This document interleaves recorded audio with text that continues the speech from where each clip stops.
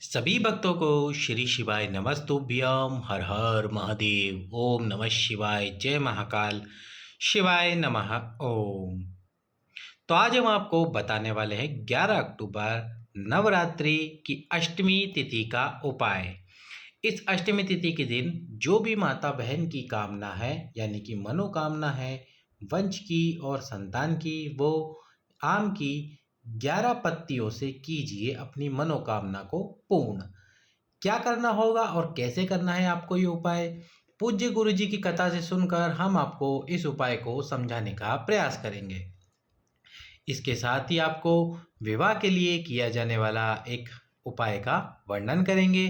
कैसे जिन व्यक्तियों की उम्र 35 वर्ष 40 वर्ष हो चुकी है और उनमें कमी कुछ भी नहीं पर फिर भी उनका विवाह नहीं हो रहा, तो उनको अष्टमी तिथि के दिन एक ही छोटा सा कार्य करना चाहिए आम के एक छोटे से पत्ते से। दोनों उपाय आपको अच्छे से समझाने का प्रयास करेंगे। वीडियो को लाइक करके, चैनल को सब्सक्राइब करके वीडियो को अधिक से अधिक लोगों के पास में शेयर कर दीजिए। तो आपको क्या करना है, सबसे पहले आपको करना है आम की कुल 11 कोमल पत्तियां ले लेनी है। अब ये आम की पत्तियों के साथ में आपको लेना है कच्चा सूत। ये आप देख सकते हो स्क्रीन पर, यह है कच्चा सूत। कच्चा सूत जो माताएं बहनें पूजा करती है पीपल की या वट वृक्ष की, जब परिक्रमा करती है तो कच्चे सूत से परिक्रमा करती है, आप सभी जानते हैं। ये है कच्चा सूत। अब इस कच्चे सूत को आपको लेना है और कच्चे सूत को लेकर जो पीपल के पत्ते हैं, क्षमा करना, जो आम के पत्ते हैं, 11 कोमल आम के पत्ते लेने हैं। अब इन आम के पत्तों को लेकर, ये जो आम के पत्ते, इन आम के पत्तों को आपको पकड़ना है। 11 पत्ते अपने हाथ में ले लेने हैं। अपने हाथ में 11 पत्ते लेकर इन 11 पत्तों पर एक साथ ये कच्चा सूत आपको लपेटना है। क्या करना है, कच्चा सूत। और जैसे आप कच्चा सूत देख रहे हो, ये आम के पत्ते पर कच्चा सूत लपेटा हुआ है हमने। ये उपाय हमने आपको करके दिखाने का प्रयास करा है। तो इसमें आपको आम के 11 पत्ते लेने हैं। आम के 11 पत्ते लेकर इन पर इस प्रकार से कच्चा सूत लपेटना। जैसे ही एक बार कच्चा सूत लपेटोगे, आपको नाम लेना है तुमरुकेश्वर महादेव।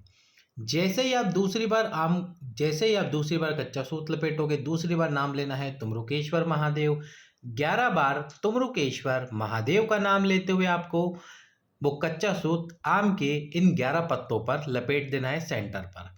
अब आपको इन आम के 11 पत्तों को लेकर जाना है अष्टमी तिथि के दिन सुबह सुबह भगवान शंकर के मंदिर में। साथ में आपको लेके जाना है एक कलश जल। एक कलश जल लेके जाना है और ये आम के 11 कोमल पत्ते। लेकिन उससे पहले आपको एक छोटा सा कार्य और करना है। ये जो आम के 11 पत्ते हैं, इन 11 पत्तों के अग्र वाले भाग पर, ये जो आगे वाला भाग है आप देख रहे हैं, सभी आम के पत्तों पर शहद लगाना है। और शहद लगाते समय आपको, जब आप प्रत्येक पत्ते पर शहद लगाए तो तुमरुकेश्वर महादेव का नाम ले, प्रत्येक पत्ते पर शहद लगाते हुए। तो 11 पत्तों पर जब आप शहद लगाओगे तो आपको तुमरुकेश्वर महादेव का नाम लेना है। इसके बाद में शिव मंदिर में जाकर सबसे पहले एक कलश जल भगवान शंकर के शिवलिंग पर समर्पित करो। भगवान शंकर के शिवलिंग पर एक कलश जल तुमरुकेश्वर महादेव का नाम लेते हुए समर्पित करो। और उसके बाद में आपको ये आम के 11 पत्ते इस प्रकार से माता शोक सुंदरी, भगवान शिव शंकर और जो 64 योगिनियों का स्थान है, इस पूरे स्थान पर समर्पित कर देना है। जैसे कि आपको हमने पहले भी बताया, शिवलिंग और ये माता शोक सुंदरी के स्थान के बीच में 64 योगिनियों का स्थान है। तो यहाँ से लेकर बिल्कुल एंड तक आपको जो भगवान शंकर के चरण है, वहाँ पर इन पत्तों को आपको समर्पित करना है। समर्पित करने का तरीका आप देख सकते हैं। जो डंडी वाला भाग है वो नंदी जी की तरफ होना चाहिए और जो शहद वाला कोमल पत्तों वाला भाग है वो भगवान शंकर की तरफ रखना।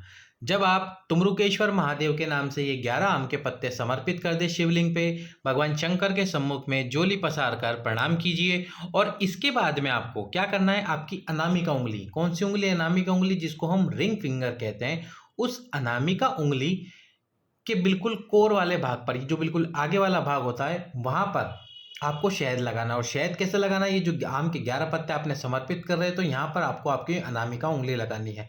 जैसे आप अनामिका उंगली लगाओगे तो आपकी उंगली पर आगे वाले भाग पर शहद लग जाएगा।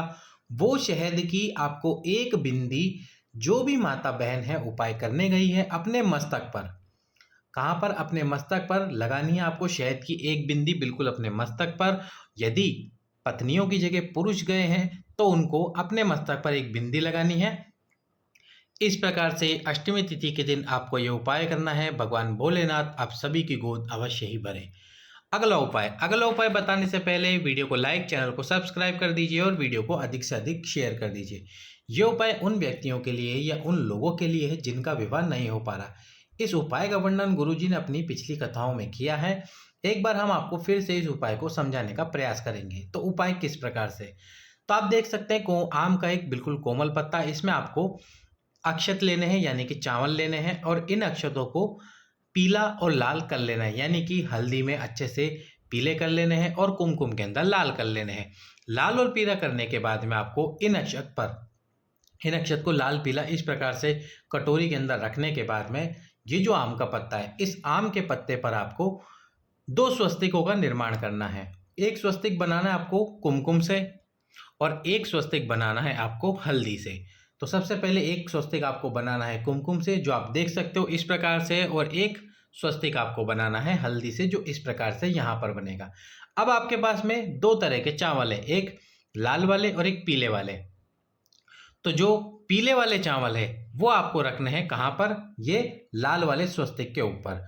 और जो लाल वाले चावल है वो आपको रखने हैं, अक्षत है वो रखने हैं पीले वाले स्वस्तिक के ऊपर।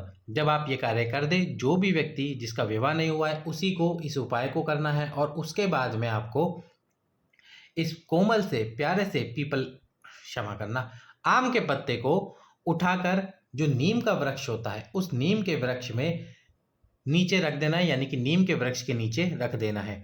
रखने से पहले एक कलश जल समर्पित करो या फिर रखने के बाद में समर्पित करो, आप दोनों में से कभी भी कर सकते हो। इस पत्ते को रखने से पहले जल समर्पित कर सकते हो, पत्ते को रखने के बाद में जल समर्पित कर सकते हो और आपके विवाह की कामना कीजिए। नीम के नीचे इस पत्ते को क्यों रखा जाता है? तो गुरुजी ने बताया अपनी कथा में कि जो नीम का वृक्ष होता है, नवरात्रि में जो 64 योगिनियाँ होती हैं, जो माँ आद्यशक्ति होती है, वो इस नीम के वृक्ष के नीचे निवास करती है। तो इस प्रकार से आपको ये 2 उपाय करने हैं अष्टमी तिथि के दिन। सभी भक्तों को श्री शिवाय नमस्तुभ्यम। हर हर महादेव।